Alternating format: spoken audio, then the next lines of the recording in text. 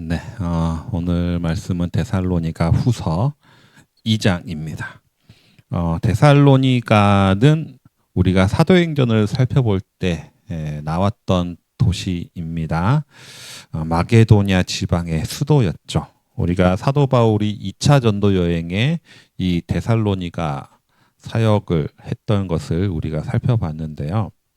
2차 전도 여행에서 이제 사도 바울이 선교 사역을 본격적으로 시작했던 도시가 마게도냐의 첫 성이라고 했던 빌립보였습니다. 그런데 빌립보에서 귀신 들린 여종을 고쳐줬다가 이제 감옥에 갇히게 되죠. 감옥에 풀려나고 나서 바로 이동한 곳이 데살로니가라는 도시였습니다. 그런데 이 데살로니가에서는 이 사역의 열매가 점점 맺어지고 있을 당시에 유대인들이 불량배를 동원해 가지고 도시에 큰 소란을 피우면서 바울 일행이 머물렀던 야손이라는 집에 가서 이제 사람을 찾아내겠다고 막 소동을 피우고, 야손이라는 사람은 반역이라고 법정에 고발했다가 풀려나고 하는 일들이 데살로니가에 일어났습니다. 그래서 제대로 교회를 든든히 세우지는 못하고 급히 이곳을 떠나서 베레아로 이동을 했던 곳입니다. 그러다 보니까 바울은 다른 도시에서 사역을 하면서도 본인이 완전히 마무리를 하지 못하고 떠나야 했던 데살로니가에 대한 걱정이 항상 자리 잡고 있었습니다. 그래서 그곳의 상황을 지속적으로 모니터링을 하면서 사역을 했었거든요. 그러다가 이제 고린도라는 도시에서, 이곳에서는 이제 한 1년 6개월 정도 머물면서 사역을 하다 보니까 고린도 사역이 안정기에 접어들 때쯤 해서 데살로니가에 대한 소식을 듣고 두 개의 편지를 쓰게 됩니다. 그것이 데살로니가 전서와 데살로니가 후서입니다. 특히 데살로니가의 이 전서와 후서, 특히 전서는 바울 서신 중에 가장 처음으로 쓴 편지로 알려져 있습니다. 근데 데살로니가 전서와 후서는 사실 몇 달 안에 쓴 거거든요. 전서를 쓴 후에 몇 달 안 돼서 후서를 바로 기록해서 편지를 보냈는데, 이 두 개의 편지를 보낼 때에 약간 분위기가 다릅니다.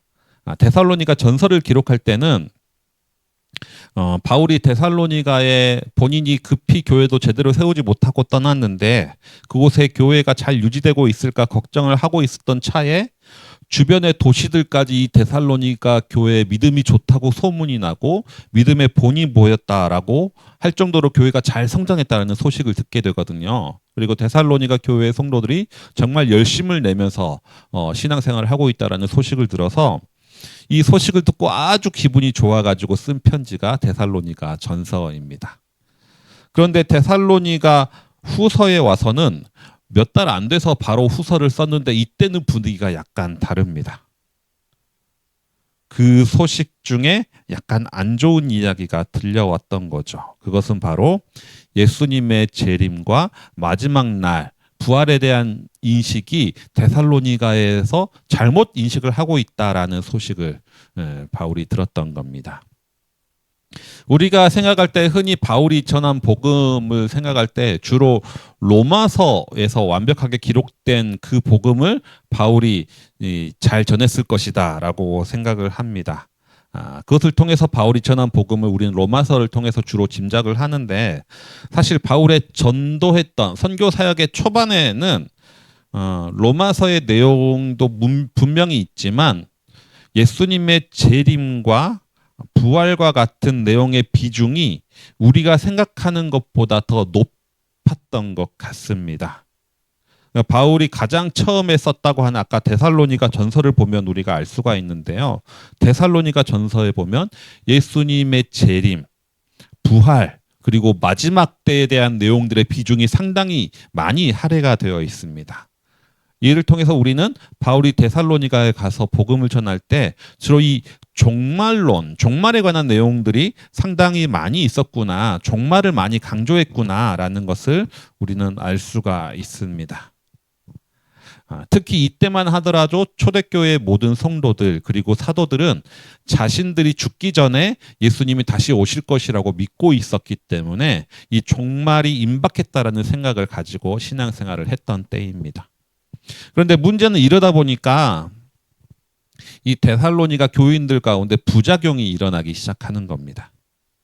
아직 종말이 이르지 않았는데 이미 종말이 시작했다라고 주장하는 이들이 나타나기 시작했습니다. 그러면서 교인들의 마음이 뭔가 붕 떠 있고 불안해하면서 흔들리면서 일상생활을 영위하지 못하는 그런 교인들의 모습이 데살로니가 가운데 있었다라는 거죠. 심한 경우는 종말이 이미 일어날 거기 때문에 이미 일어났기 때문에 아예 생업을 포기하고 신앙생활만 유지하려고 하는 사람들도 속출하기 시작했습니다. 그래서 우리가 데살로니가 후서에서 가장 유명한 구절 하면은 일하기 싫거든 먹지도 말라라는 말이 있죠. 이거는 이제 백수를 혼내는 사도 바울의 말이 아니라 교회를 봉사하라는 이 교회 봉사 독려하는 말로 주로 이 본문이 인용되는데 사실은 이 말씀이 아니라 일상을 살아가지 못하고 임박한 종말론에 심취해 있는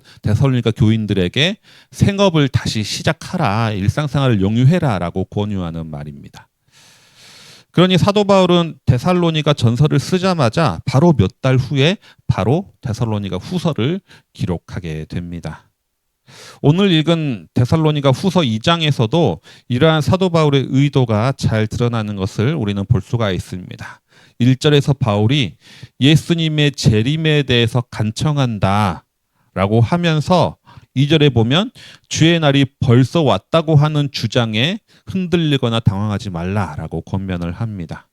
특히 주의 날이 이미 왔다고 주장하는 사람들이 내세우는 근거가 세 가지인데요. 첫 번째는 내가 영으로 깨달았다. 영으로 내가 깨달았다라는 것이고요. 두 번째는 말이라고 얘기하고 있는데 아마도 바울이 데살로니가에 있을 때 했던 가르침, 특히 재림에 대한 가르침을 왜곡해서 해석하거나 거짓으로 전달하는 일들이 일어났었을 것입니다. 그리고 세 번째는 편지인데요. 이 편지도 마찬가지입니다. 바울이 썼다고 하는 가짜 편지를 근거로 이미 주의 재림이 일어났다라고 주장을 하거나 아니면 예전에 쓴 데살로니가 전서를 왜곡해서 해석해서 하는 일들이 일어났다는 겁니다. 이 영으로, 말로, 편지로 이 세 가지의 근거를 통해서 주의 날이 이미 우리 가운데 일어났다라고 주장하는 일들이 데살로니가 교회에 있었다는 거죠. 3절에 보면은 사도 바울은 이러한 주장에 속아 넘어가지 말라라고 하면서 주의 날이 이미 오지 않았다는 근거를 제시하는데요. 그 근거는 종말이 있기 전에 두 가지의 사건이 먼저 있어야 된다라고 바울은 이야기합니다. 첫 번째는 배교하는 이들이 나타나야 된다. 그리고 다른 하나는 적그리스도가 등장한다. 입니다. 이 두 가지가 아직 일어나지 않았기 때문에 바울은 이것을 근거로 종말이 일어나지 않았다. 아직은 아니다라고 편지에 쓰고 있는 거죠. 그러면서 5절에서 뭐라고 얘기합니까? 내가 데살로니가에 있을 때 이렇게 똑같이 얘기했는데 기억도 못합니까? 라고 하면서 약간 교인들을 꾸짖는 말투까지 기록되어 있는 것을 볼 수가 있습니다. 그렇다면 데살로니가 전서를 기록할 때만 하더라도 이 교회는 정말 열심을 내고 믿음의 본이 되었던 교회인데 데살로니가 후서를 보면 몇 달 지나지 않았는데 이 똑같은 데살로니가 교회가 이 거짓된 종말론에 매몰되어서 사도 바울을 실망하게 만들었다는 거죠. 몇 개월 차이 안 되는데 데살로니가 교회가 이렇게 크게 변화된 이유가 무엇일까? 교회가 이렇게 바뀐 이유가 뭘까? 사실은 교회는 똑같았습니다. 데살로니가 교회는 똑같은데 이것을 보고 판단하는 바울의 시각이 바뀐 거죠. 데살로니가 교회는 똑같이 믿음의 열심을 내고 있는데 그 근원에 뭐가 있었느냐? 마지막 날 종말의 때가 이미 왔다라는 사실에 대한 불안감의 반영이 선교를 열심히 하고 신앙생활을 열심히 하는 모습으로 나타났다라는 겁니다. 이러한 모습은 지금 나타나는 이단에서 보이는 모습들과 너무나 똑같습니다. 신천지 청년들을 보면 정말 열정을 다해서 전도를 하고 성경 공부에 힘씁니다. 그래서 이단이니까 그렇지 믿음에 대한 열정과 헌신만큼은 우리도 신천지를 본받아야 된다 이렇게 말씀하시는 분들도 많이 있습니다. 특히 새가족이 오면 얼마나 살갑게 챙겨주고 막 적극 환대를 하는지 모릅니다. 그런데 이들에게 그러한 열정을 부여하는 원동력이 뭐냐? 그 열정의 원동력이 바로 잘못된 종말 사상에 있다라는 겁니다. 14만 4천에 내가 들어가야 한다라는 그 열정이 이런 전도에 대한 열정과 성경 공부에 대한 열정으로 나타납니다. 이단들이 가지고 있는 대부분의 특징 중에 하나가 바로 이런 거짓된 종말론입니다. 왜냐하면 사람의 신앙의 열정을 끌어내는 방법 중에 가장 확실한 것이 이 종말 신앙에 있기 때문입니다. 특히 시한부 종말론을 주장하는 이단처럼 모이는 데 열심이고 전도하는 데 열심을 내는 이들이 많지 않습니다. 종말이 곧 다가온다라는 생각은 인생에 뒤가 없다라는 생각이기 때문에 나의 모든 에너지를 다 긁어가지고 불태우게 만드는 원동력이 되기 때문입니다. 그런데 데살로니가 교회 교인들이 그랬다는 거죠. 어느 지역보다 열심히 있고 전도에 힘쓰고 모이기 힘쓰는 모습을 보였습니다. 그러다 보니까 인근 지역에 다른 도시까지 소문이 날 정도로 믿음의 본이 되는 모습이었습니다. 그런데 알고 보니까 그 열심의 이면에는 종말이 이미 왔다라는 거짓된 종말 사상 때문이었다라는 겁니다. 근데 사도 바울의 선교 초기에 유독 데살로니가에서만 이렇게 종말을 강조했지는 않았을 거거든요. 다른 도시들도 똑같이 거의 비슷한 내용, 같은 내용을 가르치고 복음을 전했을 겁니다. 그런데 유독 데살로니가만 이런 왜곡된 종말 사상을 갖게 된 이유가 뭘까? 그 이유는 현실이 힘들기 때문입니다. 특히 교회에 대한 박해가 심했기 때문인 거죠. 사실 이러한 박해 때문에 바울도 사역을 마무리 못하고 급히 도망갈 정도였습니다. 유대인들이 불량배를 동원해가지고 야손의 집에 쳐들어가서 집기를 부시고 바울이 어디 있냐 찾아다니고 할 정도로 박해가 심했던 동네입니다. 아무 이유 없이 야손을 법정에 고발하기도 했습니다. 그만큼 이곳은 박해가 심했고 신앙을 갖고 현실을 견디기가 어려운 도시였습니다. 이럴 때일수록 종말이 이미 왔다라는 가르침이 힘을 얻고 영향력을 더 크게 발휘한다는 거죠. 청년들이 신천지에 쉽게 빠지는 이유 중에 가장 중요한 이유가 현실이 어렵기 때문이다라고 하는 전문가들이 많이 있습니다. 현실의 무력감과 불안감이 신천지에서 가르치는 거짓된 종말론에 더 매달리게 만든다는 거죠. 현실에서는 내가 가치 있는 존재가 될 거라는 가능성이 극히 낮은 것 같은데 신천지에서는 나의 삶의 가치를 부여해주고 자기 효능감을 갖게 해줍니다. 결과적으로 이런 종말론에 빠지는 이유는 내가 처한 현실을 직시하지 못하고 회피하려고 하기 때문에 이런 거짓된 종말론을 더 의지하게 된다라는 겁니다. 그래서 사도 바울은 이러한 데살로니가 교회를 보면서 무엇라고 조언하느냐? 13절에 보면 하나님은 여러분을 성령으로 거룩하게 하고 진리를 믿어 구원에 이르게 하시려고 처음부터 택하셨습니다. 라고 이야기를 합니다. 성령으로 거룩하게 하고 진리를 믿어 구원에 이르려고 처음부터 택하셨습니다. 이 처음부터 택했다라는 이 단어는 칼빈의 예정론을 생각나게 하는 말씀입니다. 스레드에 보면 언젠가 칼빈의 예정론에 대한 많은 토론들이 있었습니다. 예정론이란 하나님이 구원받을 자를 이미 정했다라는 말이고, 반대로 생각하면 하나님이 구원 안 할 사람도 이미 정해져 있다라는 말이기 때문에 칼빈은 구원받을 사람과 버림받을 사람이 이미 정해져 있다라고 기독교 강요에 기록을 하는데, 이것이 칼빈의 이중 예정론이라고 불립니다. 이 칼빈의 이중 예정론에 의하면 버림받기로 결정된 사람은 아무리 용을 써도 구원을 못 받을 것이다 라는 공포심을 조장한다 라는 반론부터 시작해서, 이미 멸망해 놓을 사람을 정해놓은 신이 어디 있느냐, 그런 신이 과연 사랑의 하나님이라고 할 수 있느냐라는 신정론에 대한 모순까지 지적되는 교리 중에 하나가 이 칼빈의 이중 예정론입니다. 그런데 칼빈이 당시에 이런 이중 예정론을 주장한 이유가 뭐냐? 이는 이것이 완전 명확한 진리다라고 말하기 위해서가 아닙니다. 그 당시 시대적 상황 속에서 목회적 요구 때문에 특별히 주장했던 겁니다. 왜냐하면 종교개혁을 통해서 구교와 신교가 분리된 상황에서 전통적인 카톨릭을 떠나서 개신교를 믿게 된 사람들은 항상 내가 믿는 믿음이 진짜일까 하는 의심과 불안과 염려로 지냈거든요. 난 카톨릭을 떠났는데 구원받을 수 있을까?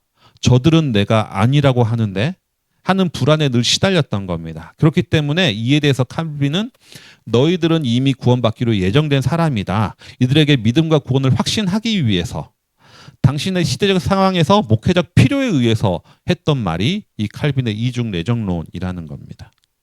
오늘 본문에서도 바울이 데살로니가 교인에게 하나님은 우리가 구원을 얻도록 처음부터 택하셨다라고 말하는 이유가 뭐냐? 데살로니가 교인들이 가지고 있는 그 불안을 해결하기 위해서입니다. 데살로니가 교인들이 믿음의 열심을 내는 이유를 뭐냐? 바울이 생각해 보니까 불안 때문이었다라는 겁니다. 종말이 이미 왔다는 사실이 데살로니가 교인들의 불안을 증폭시켜 가지고 더 열심히 하게 만들었다는 겁니다. 불안하니까 선교에 뛰어들게 만들고, 불안하니까 신앙생활, 성경에만 집중하게 만들었다는 거죠. 겉에 보기에는 저 사람은 정말 신앙이 깊고 열심히 있는 사람 같은데 그 내면에는 불안으로 시달리고 있던 이들이 바로 데살로니가 교인들이었던 거죠. 그러니까 바울은 여러분은 택정되어 있습니다. 처음부터 선택받았습니다라고 말하면서 뭐라고 권면하느냐? 15절에서 우리의 말이나 편지로 배운 전통을 굳게 지키십시오 라고 권면하면서 이제 2장이 마무리가 되게 됩니다. 말씀을 정리해 보겠습니다. 데살로니가 교인들은 누구보다도 신앙에 열심히 있던 사람들이었습니다.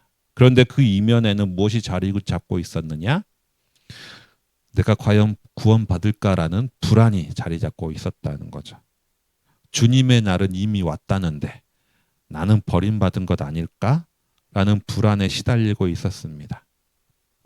그리고 사도 바울은 이 불안에서 비롯된 열심은 옳지 못하다라는 것을 지적하는 겁니다. 우리의 신앙의 바탕에는 무엇이 있어야 하느냐? 하나님의 성령으로 우리를 거룩하게 하시고 진리를 믿어 구원에 이르게 하시려고 우리를 택하셨다는 사실이 우리 신앙의 바탕에 있어야 된다는 겁니다. 이미 나는 거룩하게 되었다, 이미 나는 구원을 받았다라고 말하는 것은 아닙니다. 사실 우리들의 삶을 보면 나는 이미 구원받았다, 거룩하게 되었다라고 확신할 수 있는 사람은 많지 않을 겁니다. 하지만 사도 바울은 지금은 아니지만 구원에 이르게 하실 하나님을 믿도록 신뢰하도록 권면하고 있습니다. 종말론의 마음을 쓰고 거짓된 종말론에 쉽게 속는 이유가 무엇입니까? 현실을 직시하지 못하고 회피하려고 하기 때문입니다. 하지만 이러한 현실을 인정하면서 하나님이 나를 거룩함과 구원으로 이끄실 것이라는 믿음을 가지고 있을 때 우리는 헛되고 거짓된 복음에 휘둘리지 않고 주의 가르침과 전통에서 벗어나지 않은 신앙생활을 해나갈 수 있게 됩니다. 겉으로 열심을 낸다고 해서 바른 신앙은 아닙니다. 하나님 앞에 바른 신앙은 그 열심의 근원에 무엇이 있느냐로 결정됩니다. 불안과 염려로 구원받기 위해서 열심히 내는 것은 바른 신앙이 아닌 거죠. 종교적 열심을 통해서 현실을 회피하며 인생을 사는 것도 바른 신앙은 아닙니다. 부족하고 연약한 현실 속에서도 여전히 일하시며 거룩함과 구원으로 나를 이끌어가고 계시는 하나님을 믿고 신뢰할 때 우리는 하나님이 기뻐하시는 믿음의 삶을 살아갈 수 있게 됩니다. 네, 주신 말씀 기억하시면서 우리 내일을 바라오며 기도 함께 드리겠습니다.